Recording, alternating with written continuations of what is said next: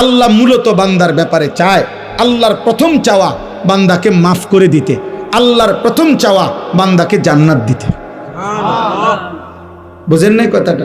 মূলত অনেক সময় আছে যে অনেকে ওই যে কথাটাই ঘুরাইতে আছে, মূলত হে রে ফিট তো চাইতে আছে, অন কথাটা মিলাইতে পারতেছে না, কিন্তু তার ভিতরে ক্ষোভ হইল, তার উপরে জিদ উড়ান, তারে মারণ, ক্ষতি করা।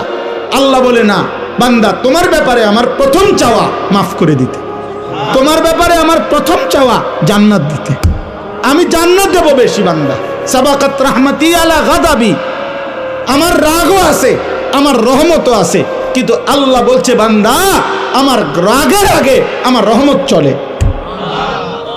আমার রহমতের গতি বেশি আমার রাগের চাইতে। বুজুর্গানে দিন বলছে, মুফাসসিরিনে কেরাম বলছে একটা সহজ কথা, আমি যদি বলি আমার কাছে কিন্তু লাঠি আছে, মায়াও আছে, মনে করেন আমি আমার বাচ্চারে বলে এই বেটা আমার কাছে মায়াও আছে, আমার কাছে লাঠিও আছে, তো এখানে পার্থক্য কি? আমি যদি তারে মারতে চাই লাঠি ওইখান থেকে নিতে হবে, কিন্তু আমি যদি তাকে মাফ করতে চাই মায়া আমার কলিজার ভিতরেই আছে। তো লাঠি নিয়ে মারা এটা দূরত্ব বেশি, কলিজার থেকে মায়া এটা তো কাছে বেশি। এই জন্য আল্লাহ চাইলে মাফ করতে, আবার আল্লাহ বলছে আমার কাছে আযাবও আছে, তবে আযাব তো লইতে হইব, তোই দিতে হইব, আর মাগফিরাত তো আমার সত্তা আমার জাতের মধ্যেই আছে, আমিই তো গাফুর, আমিই তো রাহিম, আসলেই মাফ করে দেব আমি, চোখের পানি ফেললেই মাফ। সুবহানাল্লাহ, সুবহান। এই জন্য বাপ আল্লাহ তাআলা আমাদেরকে এই কথাটাই বুঝাইছেন, বান্দা 11 মাসেও যাও তোমারে আমি ছাড় দিছিলাম, ডাকছিলাম, আচ্ছা ধরে নিলাম 11 মাস তুমি বান্দা আমার কথায় কদর করলা না, তো চলো একটা মাস রমজান আবার দিলাম আমি এই পৃথিবীতেই তোমারে, আমি একটি মাস দিলাম, একটা চাঁদ উঠবে তুমি রমজান শুরু করবা, আরেকটা চাঁদ উঠবে ঈদের তুমি রমজান শেষ করবা। এই একটা মাস আমি হীরা মণি মুক্তা মাণিক্য স্বর্ণ রৌপ্যর চাইতে কোটি কোটি গুণ দামি এক সেকেন্ড বানায় দিলাম। এবার তুমি বান্দা, তোমার যে বললাম আমি মাফ করতে চাই বান্দা, আমি না বলছি তোমারে জান্নাত দিতে চাই, চলো বান্দা এই মাসটা কমপক্ষে কদর করো, তুমি সেজদা দিবা একটা, আমার ফেরেশতা উঠাবে 70টা, তুমি ডাকবা একবার ফেরেশতা লিখবে 70 বার। খোদার কসম এটা না, সুবহানাল্লাহ আরো আছে, মানে হলো 70 বার হলো প্রথম। আল্লাহ তাআলা কোরআনে আছে, হাদিসে আছে, প্রত্যেকটা নেকি লেখার সময় রমজানে ফেরেশতা তো আল্লাহকে জিজ্ঞেস করবে, আল্লাহ 70 লিখবো? আল্লাহ বলবে না, আরো বাড়াইতে হইব। কেডা নাম কও? আব্দুল আউয়াল। আচ্ছা তো লেখ 700 লেখ। ও না না 7000 লেখ, না না 70,000 লেখ, না না 7 লক্ষ লেখ, এক সেজদা 70 লাখ লেখ। কসম আল্লাহর তাফসীর আছে, 7 কোটি লেখো, 70 কোটি লেখো, 70,000 কোটি লেখো। কখনো কখনো মহান আল্লাহ পাক তার দয়ার সাগরে যখন উথলে ওঠে, আল্লাহ বলে ফেরেশতা তুমি লেখো না, আমি নিজ হাতে লিখবো। সাআকতুবু সাআকতুবু, আমি লিখুম, আমি। তুই পারতি না ফেরেশতা, তোর কম্পিউটারে দুধ ধরে না, তোমার কলম হইতো না। আমার বান্দার সেজদা এটার নেকি, রোজা এটার নেকি, আমি উঠামো, আমি।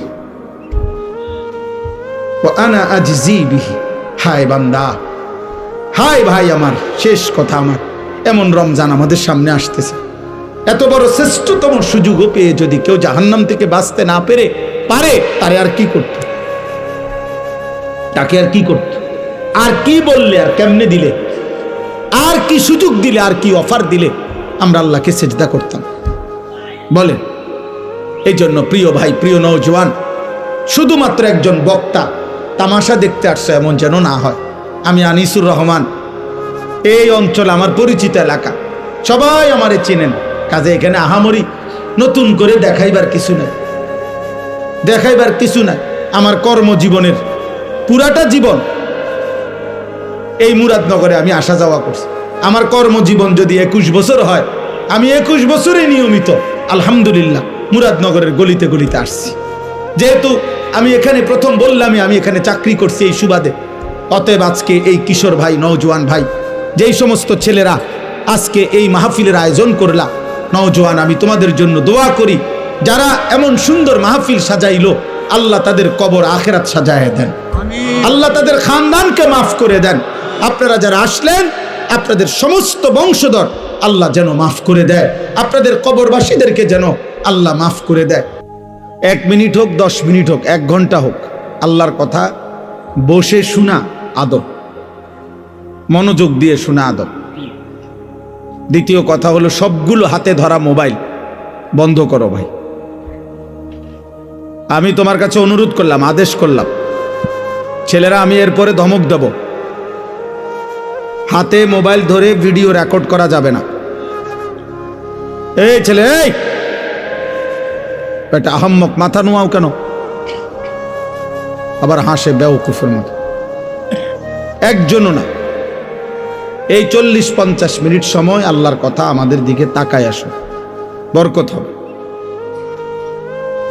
যেই কোনো মানুষ, একেবারে যেই কোনো বিবেকবান এটা যদি খেয়াল করেন, দেখবেন মোবাইল হাতে ধরে থাকে যে, তার পুরাটা মনোযোগ, একেবারে শতভাগ ধ্যান খেয়াল এই মোবাইলের দিকেই থাকে।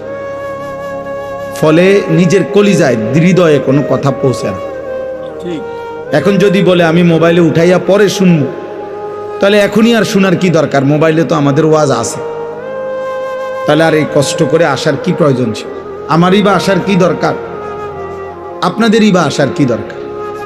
মোবাইলে তো ওয়াজ পাওয়া যায়, সবার ওয়াজ আছে, ছোট বড়, পরিচিত অপরিচিত, সকল বক্তা না, শুধু যার যা মনে চায় বর্তমান পৃথিবীতে সে তো তা মোবাইলে দিচ্ছে। চলা ফেরা, হাসি, যে যা মন চাচ্ছে সে তাই দিতেছে মোবাইল। তাইলে মোবাইলে তো সবই আছে, কিন্তু আমাদের জীবনে থাকা দরকার, জীবনে থাকা দরকার। এই জন্য সবগুলো ছেলে ভাই, প্রিয় ভাই নওজোয়ান, এই কুদ্দুর সময় আমার কাজে লাগা, ভালো হবে। আলাদা আলাদা শোনো, কেউ কাউরে কোনো রকম একজন আরেকজনের দিকে তাকায়ও না, তুমি আমার দিকে তাকাও, আল্লাহ বরকত দেবে। আল্লাহর কথা দিল দিয়ে শুনতে হয়, মনোযোগ দিয়ে শুনতে হয়, নাই তো ফায়দা হয় না। একটি মাহফিল কোনোভাবেই এটা প্রদর্শনী না, লৌকিকতা না, এবং মাহফিল করানো এটা কোনো আশ্চর্যের কিছুও না যে আমরা একটা মাহফিল করাইছি। প্রতিদিন মাহফিল হচ্ছে, হাজার হাজার মাহফিল সারা বাংলাদেশে, বিশেষ করে শীত মৌসুমে 3-4 মাস লক্ষ লক্ষ মাহফিল সারা বাংলাদেশে। সেটা আমার বিষয় না, আমি বলছি এখন এটা ইন্তেজামওয়ালাদেরকে বলে। মাহফিলের মাইক ঠিক করা আমার দায়িত্ব ছিল না, আমার দায়িত্ব ছিল আসা। আমি আসছি, এটা আমি প্রথমেই বলছি, এটা যে মাইক ডিস্টার্ব আমি তো প্রথমেই বললাম, এই জন্য বললাম। তো আমার কথা এটাই। এই ছেলে, এই ভাই, এই দাড়িওয়ালা ছেলে, ফাজলামি করো নাকি ভাই? দোস্ত তুমি আর পাল্লা না লাগলে চলে যাও ভাই, চলে গেলে ভালো। আব্বা উঠা চলে যাও, হাইসো না, তুমি চলে গেলে ভালো হয় বাবা। দয়া করে ফাজলামি করো না, মস্কারি করা ঠিক না।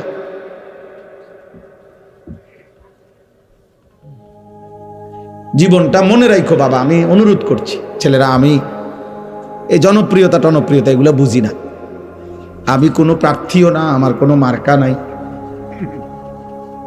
আমি কোনো মার্কার পক্ষে প্রচারণাও করি না, আমি এটি বুঝিও না। কাউরে তাল দেওয়ান এটাও বুঝি না, ঝোল দেওয়ানটাও বুঝি না। জীবন ভর আলহামদুলিল্লাহ আল্লাহর দয়া এই স্বাভাবিক গতিতে চলছে। এই জন্য প্রত্যেকের কাছে বললাম, কোন রকম ফাজদামি করো না, চালাকি করে কৌশল করে তুমি মোবাইলে ছবি উঠানোর কি দরকার? আমি নিষেধ করার পরে এই বেয়াদবি করার দরকার কি? তার চাইতে চলে গেলে ভালো। যে হুজুর, আপনার মতো হুজুরের ওয়াজ না হলে কি হয়, তা তুমি যাও গা, রাগ করে, আমার তো কোনো অসুবিধা নেই। আমি তো ইয়াকিনের সাথে বিশ্বাস করি যে আল্লাহর কথা একজনকে বললেও নেকি হয়, হয় কি না? তো আমার নেকি দরকার, আমার সওয়াব দরকার, আখিরাতে সওয়াব নেকি দরকার। আর একজনকে বললেও নেকি হয়, খালাস। বেশি কম নিয়ে কোনো পেরেশানি নেই। আল্লাহ তাআলা আমাদেরকে বুঝার তৌফিক দান করে। প্রত্যেকটা ছেলেকে বলি, দোস্ত,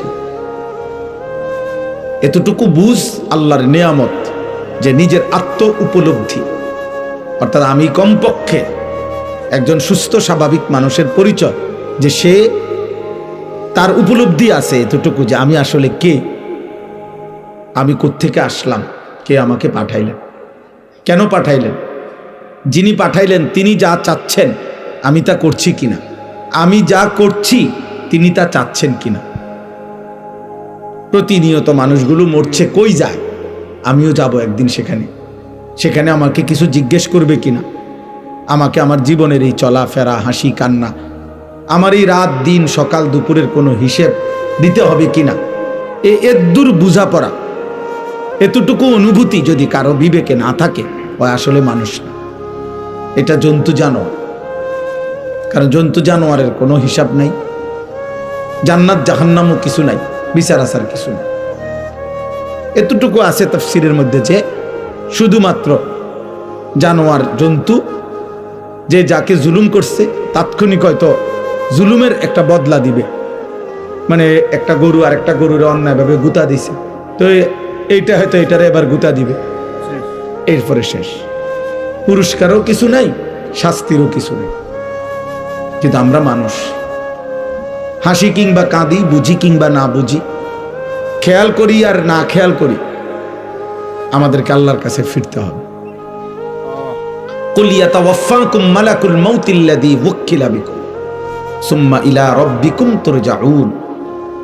আল্লাহ তাআলা বলেন, হে নবী আপনি বলে দেন, তোমাদের প্রত্যেককে মালাকুল মউত আজরাইল জান কবজ করুন।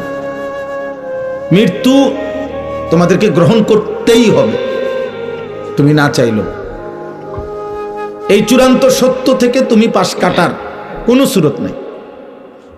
সেজদা দিতে দিতে আব্দুল কাদের জিলানিও যদি হও তবুও মরতে হবে, নাফরমানি করতে করতে যদি ফেরাউন নমরুদ হও তবুও মরতে হবে। যেতে তোমাকে হবেই, আল্লাহর কাছে যেতেই হবে। মালাকুল মউত আজরাইলের কাছে জান কবজ হবেই। সুম্মা ইলা রাব্বিকুম তুরজাউন, অতঃপর তোমাদের সকলকে মৃত্যুর মাধ্যমে আল্লাহর কাছেই, তোমাদের রবের কাছেই ফিরতে হবে। তাহলে আল্লাহ তাআলা বলেন, বান্দা বুঝো আর না বুঝো এই চূড়ান্ত সত্য আমি আল্লাহ থেকেই শুনে নাও।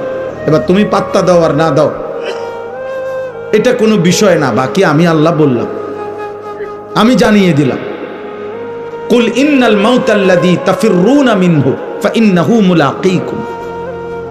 আল্লাহ বলছে, হে বন্ধু আপনি বলে দেন, মৃত্যু থেকে তোমরা যেখানেই পলায়ন করো না কেন, মৃত্যুই তোমাদের সাথে মোলাকাত করবে।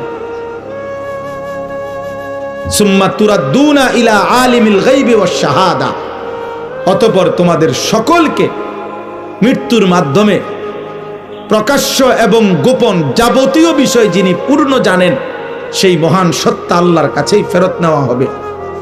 ফায়ুনাব্বিউকুম বিমা কুনতুম তা'মালুন, অতঃপর তিনি তোমাদেরকে তোমাদের সারা জীবনের যাবতীয় কর্মকাণ্ড কি করেছ তিনিই জানাবেন। সহজ বাংলা, সহজ কোরআনের আয়াত, কোনো ব্যাখ্যা বিশ্লেষণের প্রয়োজন নেই, কোনো দল মত আলাদা বিচ্ছিন্ন কোনো মতামত বলে এই তরিকার এই মত, এই তরিকার এই মত, না, এটা সাফ সাফ কথা, একদম বাংলা কথা। এটা আল্লাহ তাআলা বলেন, কুল্লু নাফসিন যায়িকাতুল মাউত, প্রত্যেককেই মৃত্যুর স্বাদ গ্রহণ করতে হবে। আল্লাহ বলেন, এতটুকু শেষ না বান্দা, ওয়া ইন্নামা তুওয়াফাউনা উজুরাকুম ইয়াউমাল কিয়ামাহ, তোমাদের প্রত্যেকেই তোমাদের দুনিয়ার যাবতীয় কর্মকাণ্ডের প্রাপ্য কিয়ামতের দিন নিতে হবে, নিতে হবে। সেজদার বদলা তুমি পাইবাই, উলঙ্গ ছবি দেখার বদলা তুমি পাইবাই, সত্য বলার বিনিময় তুমি পাবাই, মিথ্যা বলার পরিণতি তুমি পাইবাই, হালাল উপার্জনের বদলা তুমি পাইবাই, সুদ এবং কিস্তির নাফরমানির বদলাও তুমি পাইবাই। কোনোভাবেই বদলা তোমাকে নিতেই হবে। এর বিনিময় নিতে হবে, নেকেরও গুনারও। ইন্নামা তুওয়াফাউনা উজুরাকুম, একদম পূর্ণ দেওয়া হবে, এক সুতা এক জাররা অরে করে না। বাজারের শেষ বাজারে দোকানদারে হয়তো বলে যে আরে 1.5 কেজি 2 কেজি হইব, যান বাদ দেন, 1 কেজি দাম ধরে দিয়া দেন, আর বেচা শেষ।